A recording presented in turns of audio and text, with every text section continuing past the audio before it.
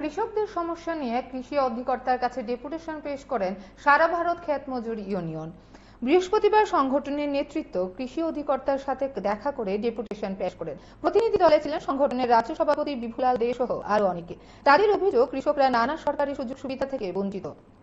তারা বলেন, সঠিক সময়ে কৃষকদের থেকে ধান ক্রয় করা হচ্ছে না, ফলে সমস্যায় আছেন কৃষকরা। তাছাড়াও কৃষকদের নানান সমস্যার কথা তুলে ধরে সরকারকে কাঠগড়ায় দাঁড় করান বিভুলাল দে। আমরা অল ইন্ডিয়া কৃষক ক্ষেত মজুর সংগঠনের পক্ষ থেকে কৃষি অধিকর্তার কাছে কৃষি বিষয়ে বিভিন্ন সমস্যা নিয়ে আমরা ডেপুটেশনে মিলিত হয়েছি।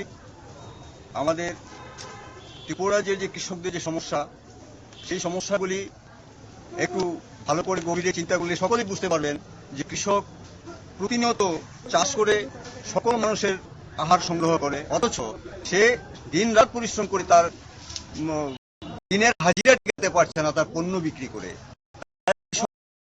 কৃষি অধিকর্তার কাছে আমি হাজির হয়েছি যে এই যে বড় খন্ড গেল, এই বড় খন্ডে ধান করতে গিয়ে দপ্তর অত্যন্ত বিলম্ব করেছে, যার ফলে কৃষকদের যে ক্ষতির সম্মুখীন হতে হয়েছে।